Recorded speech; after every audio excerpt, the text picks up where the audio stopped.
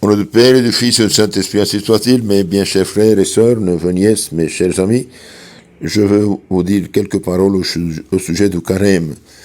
Je m'appuie sur abrégé du catéchisme de Persévérance de Monseigneur Gaume, la dernière partie de ce livre merveilleux.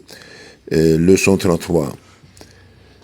Qu'est-ce que le carême? Le carême est un jeûne de 40 jours établi par les apôtres pour honorer le jeûne de notre Seigneur et pour nous préparer à la fête de Pâques.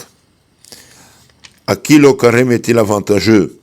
Le carême est avantageux à la société et à nous-mêmes, à notre âme et à notre corps. Comment les premiers chrétiens observaient-ils le carême? Les premiers chrétiens observaient le carême en faisant le jeûne très sévère, de longues prières et de grandes aumônes. Jeûne très sévère, longues prières et grandes aumônes. Et nous, comment devons-nous l'observer? Nous devons l'observer de la même manière, en jeûnant, en priant et en faisant des aumônes suivant nos moyens. En quoi consiste le jeûne? Le jeûne consiste à faire un seul repas par jour, auquel l'Église permet d'ajouter une légère collation le matin et le soir. Et qu'est-ce que c'est l'abstinence? Eh bien, l'abstinence, c'est ne pas manger de la viande. À quel âge est-on obligé au jeûne? On est obligé au jeûne à 18 ans. Avant c'était 21, maintenant c'est 18. 18 ans accomplis, mais tous ceux qui sont pécheurs sont obligés à la pénitence, quel que soit leur âge. Quelles raisons dispensent du jeûne? La maladie, le travail pénible, la pauvreté sont des raisons qui dispensent du jeûne. Que faut-il faire dans le doute? Dans le doute, si on doit jeûner, il faut consulter son confesseur ou un médecin pieux et éclairé. Et quand on ne peut pas jeûner, il faut faire d'autres bonnes œuvres, veiller plus exactement sur nos sens et supporter son travail et ses souffrances avec plus de résignation. Que devons-nous faire encore pour bien profiter du carême?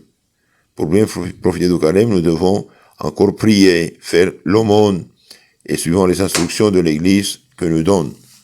Donc prier, faire l'aumône et suivre les instructions que l'Église nous donne. Où se trouvent ces instructions? Ces instructions se trouvent surtout dans les évangiles du dimanche. Quelle instruction nous donne l'Église le premier dimanche? Le premier dimanche de carême, l'Église nous montre notre Seigneur allant au désert, priant et jeûnant. Le second dimanche de carême, elle nous parle du bonheur du ciel qui sera la récompense des vrais pénitents. Et le troisième dimanche de carême, elle nous peint le malheureux état de péché, afin de nous engager à en sortir en faisant bonne confession. Le quatrième, elle nous fait entrevoir la Sainte Communion à laquelle nous devons nous tous participer. En effet, Jésus a dit, celui qui mange mon corps, boit mon sang, a la vie éternelle.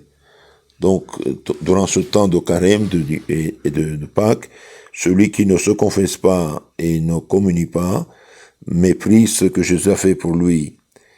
Et celui qui ne mange pas ma chair et boit mon sang n'a pas la vie éternelle en soi.